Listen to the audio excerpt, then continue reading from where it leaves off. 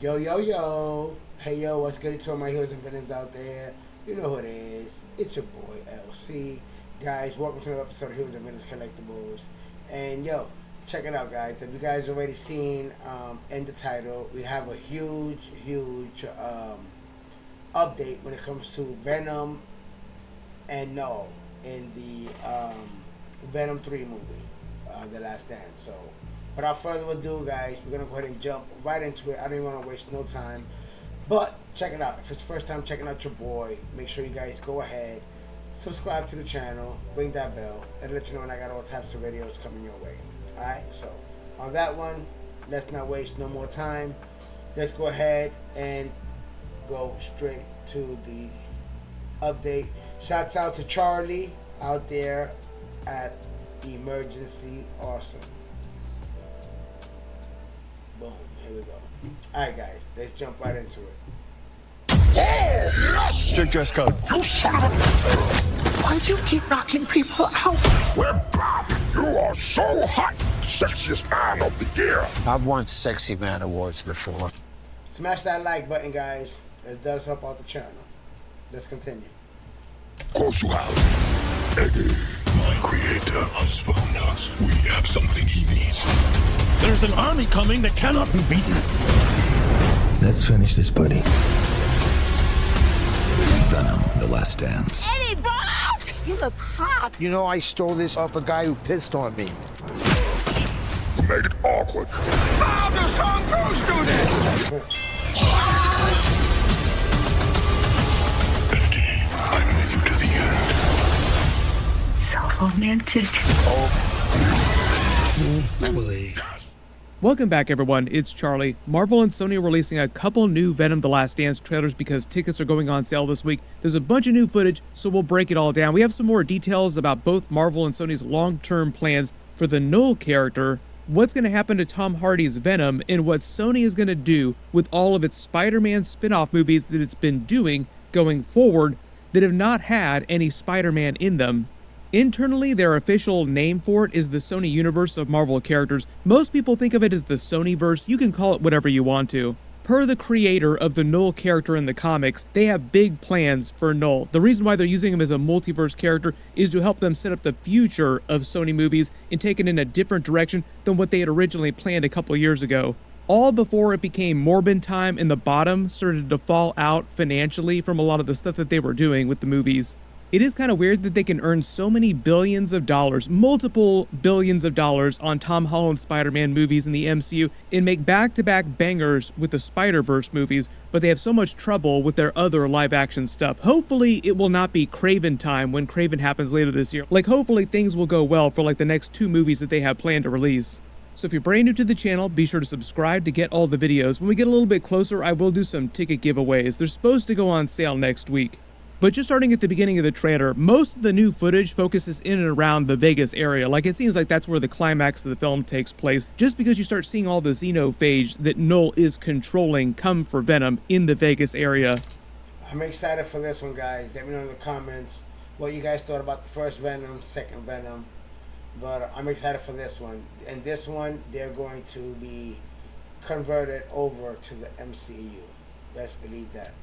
Permanently. This scene of him not being allowed inside the casino, the way he's dressed here, in his casual clothing, actually reminds me of Tobey Maguire's Spider-Man 2, when Bruce Campbell's character would not let him inside MJ's play just because he was late to arrive.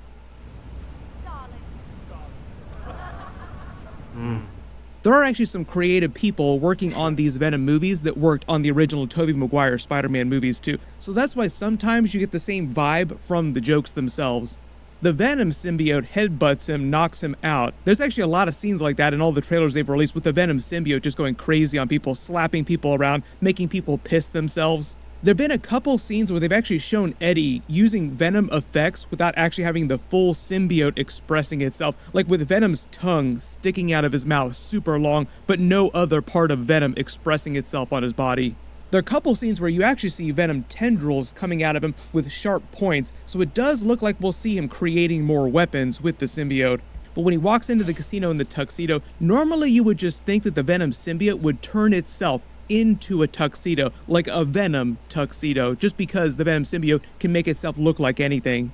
But the way they play the clip, they make it seem like he actually literally steals that guy's tuxedo off of his body and then just wears it.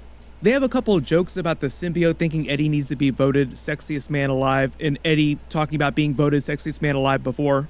They don't really address it during the last Venom movie, but he actually was something of a celebrity during the events of the first Venom movie. The idea was that he had been disgraced, though, and he had stopped being a reporter. That was their early way of adapting his comic book backstory, but doing it without getting too deep into the Spider-Man of it all, the Daily Bugle, New York City kind of stuff. You can chalk up a lot of those changes. Also, the idea that he didn't have the Spider-Man symbol on his chest, like that whole backstory they tried to separate from Spider-Man's backstory. There were loose references to it, but they really did try to separate him from the Spider-Man of it all. The way the director and the other people involved with that first Venom movie talked about it, just the way things were between Marvel and Sony at the time, it was just a completely different era, whereas now they're really more trying to work together, especially because of Tom Holland's new Spider-Man contract. Like, Sony really is pushing hard to bridge both the Tom Holland Spider-Man MCU stuff with the stuff that they're doing over on the Venom side of things. This scene of him hitching the ride outside the plane just seems like it's when he's trying to escape from Orwell Taylor and his men, the jury. They're based on the jury group that he puts together in the comics. Orwell Taylor was a former military general. He might still be a military general during the events of this movie just because they changed things from the comics a bit. But it sounds like from the trailer footage, he learns from the Toxin symbiote about what's going on with Knull in the fact that they believe that Venom is the real threat here. Like, as long as Venom is alive and with Eddie Brock, as long as they're bonded, they're a threat to the entire planet. All because Knull needs the Venom symbiote to conquer the multiverse.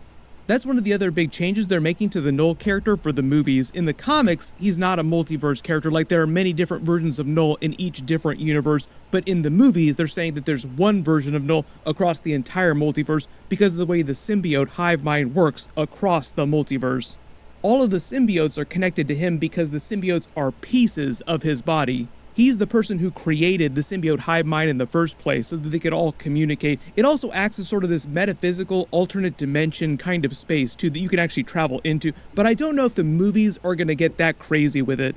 Inside the comics, characters that are bonded to symbiotes, like Eddie Brock for instance, can die and make it into the symbiote hive mind and then be resurrected out of it. There have been a lot of theories based on trailer footage about how Eddie Brock could wind up traveling back to the MCU and wind up in New York City in proximity to Spider-Man at the end of his movie, like a post-credit scene situation. The symbiote hive mind would be a way of making that happen, but I don't know if the movie's going to get that crazy. They tend to dumb things down, like make it way simpler to follow, so we might simply just find some other way to travel across the multiverse, on accident, quote-unquote.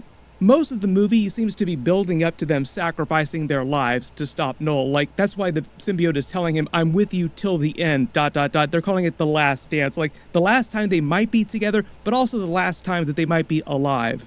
Sort of like you go into the movie and Sony wants you to think that it's Butch Cassidy in the Sundance Kid kind of situation, but when they jump off the falls at the end of the movie, in the Venom movies here, it's them jumping off and they wind up in another universe that just happens to be the MCU.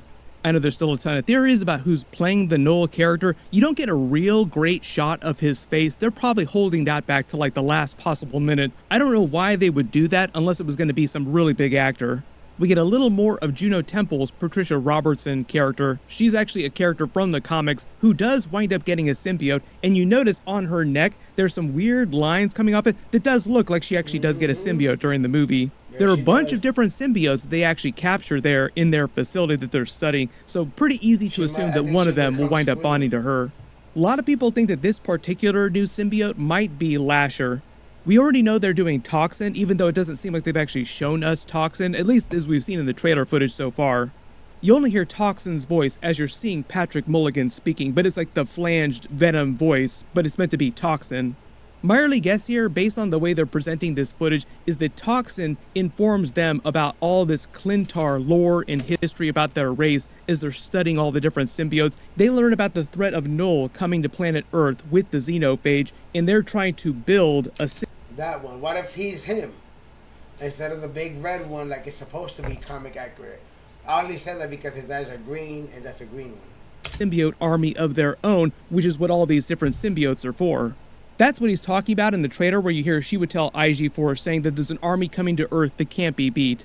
How do you beat an army of Xenophage and Clintar, but with more Clintar, more symbiotes? The only problem with that, a lot of comic book fans will point this out, is that Knull, who wants Venom, controls all symbiotes. They're going to have to explain in the movie why he hasn't been able to do that before, like while the symbiotes escaped to Earth to escape Knull, but why isn't he able to control them across the universe? It's probably some King in Black story that they're trying to set up, and they're probably trying to introduce the concept of the primal symbiote. When Venom says that they have something, like the Venom symbiote itself has something that Knull wants, that he needs to conquer the multiverse, there are a couple things that could be. There's always the primal symbiote, or there is the Codex. The primal symbiote is the original symbiote. It's also known as the Necro Sword from the Thor comics. Gore the God Butcher winds up wielding it, not knowing that it's the primal symbiote. That's why you've probably seen people talking about how this movie is tied to some of the Easter eggs from Thor Love and Thunder. We'll see if they try to do that. If they are bringing Knull to the MCU in some weird way, they could always try to bring that together. But I don't think that Taika Waititi made Thor Love and Thunder with Gore the God Butcher and the Necro Sword thinking that much about the Knull character. For everyone asking if it's the Codex that the symbiote has that Knull needs, that's like a completely separate concept. It's way more complicated. Inside symbiotes, there are things called codices, which are like pieces of a living abyss. They're meant to be like anti-life, black ichor, necro power, live rubber. It's an eldritch substance originating from the primordial cosmic void that existed before and between the iterations of the multiverse. So we are talking about multiverse-related things here. So if Sony really is trying to tie the Venom movies to the MCU Tom Holland movies, using the Knull character, make him a multiverse character, the Codex actually would be a solid guess for what it is that he needs. It's really extraordinary being surrounded by such scale. We'll do the first season justice, I hope. It's good to be. But the idea is that whoever is the King in Black, usually it's Knull, but eventually Venom becomes the King in Black, are able to control this anti-life necro power, this eldritch substance in between the multiverse. So that's what Knull is trying to get from the Venom symbiote. He would be able to take over the entire multiverse eventually. The early theory is that's the reason why a lot of the symbiotes ran to planet Earth at the beginning of the first Venom movie. Like, they weren't trying to invade Earth, they were just trying to escape from the Clintar race and Knull. I've mentioned the concept of the King in Black in previous videos, so that was a big run that they did recently in the comics with the Knull character, but the idea is that the King in Black at any given time is the appointed caretaker of this living abyss space between the universes, between the multiverse, by the Celestials themselves, and they're meant to be sort of like the counterpart to the Beyonders, but inside this in-between space. What Donny Cates did during the King in Black run is that he explained that Knull was meant to be the appointed caretaker of this in-between void space before the creation of the 7th version of the universe before the Big Bang. He wound up rejecting that duty and then trying to use his power to take over the entire multiverse, essentially. So it does sound like Sony is trying to adapt a version of King in Black in combination with what's happening in the MCU with Secret Wars and the lead up to all that stuff. Here's where we get to the way they've changed their plan for the upcoming movies. So there are a couple things that Sony is doubling down on, like mostly the stuff that they've been earning money on. Like, what's been making money for us? We'll just keep doing that. Tom Hardy isn't going to make like 10 more Venom movies though, so the idea is they really want to go out with a bang and sort of push into new territory, like set something bigger up, and Knull is the way that they're doing that. They want to pay off a couple things that they have not been able to do yet, namely have Venom team up with Tom Holland's Spider-Man. He doesn't have the Spider-Man symbol on his chest, so we will eventually see a version of that at some point. And it sounds like, based on what Donny Cates is saying, like he said that he talked to Sony and they have big plans. It sounds like they're planning a big Knull crossover movie between Venom, Spider-Man, maybe other characters too, outside of Secret Wars, outside of Tom Holland's Spider-Man 4, 5, and 6. There are a couple of scenes with Rhys Ifans' character and this mystery young boy that they have not named yet. Like, they haven't given a name to who Rhys Ifans is playing in this movie. Everybody keeps calling him the Lizard just because he looks like Kurt Connors from Andrew Garfield's Amazing Spider-Man movies, who we just saw in Spider-Man No Way Home, both of those characters. But it is totally possible they're just yanking our chain and they're going to be playing completely different characters, and they'll just say that they're variants of those MCU and those Amazing Spider-Man characters. Like, this little boy could be a variant of Peter Parker. As we've seen with Morbius and Madam Web in the past, Sony is known to set up big Easter eggs like this, then at like the last minute remove all those references, and you wind up finding out after the movies come out like, oh, well, it was gonna be these big characters, but then at the last minute, Sony just removed all those references, deleted a bunch of scenes, so that it didn't seem like they were actually trying to set up Spider-Man stuff. Eventually, what Sony is planning on doing, besides this big Knull crossover stuff down the road, like their version of Avengers Infinity War and Avengers Endgame, but on the Sony side of things, with some Marvel characters like Tom Holland's Spider-Man, is they're also making live-action Miles Morales Spider-Man movies. So that sounds like it's going to be their priority going forward. Let me know in the chat, guys. What do you guys think? Obviously, we've had Peter Parker for a while now, different iterations. What do you guys think about a live-action Miles Morales with live-action Spider-Man? You know what I mean? Let me know in the chat. I mean, in the comments. Because they're not going to be making more Venom solo movies. In Venom previously was their big money earner. But if there's any other Easter eggs or references that you spotted in the new trailer footage that it didn't talk about in the video, write them below in the comments and let me know what you want them to do with this big crossover movie that they're trying to do with all the different Spider-Man related characters in the future. Sony wanted some Spider-Man in their Venom movies. It just seemed like Knull is the answer to that. We'll probably get some more footage for this pretty soon, but there's a bunch of big stuff coming up, so be sure to enable alerts for my channel. My video for the Penguin Episode 2 will post next. Click here for that. I'll update the link as soon as I post that. And click here for all my other Venom and Spider-Man Knull videos. Thank you so much for watching, and I'll see you guys in the next one. Guys, make sure, hells yeah. Bam bam. There we have it. There's we have it. Make sure, guys, you guys check out Charlie over at Emergency Awesome. He also is up to date, be dropping all types of updates when it comes to anything comic book related, Marvel, DC, or whatever the hell, you know what I'm saying?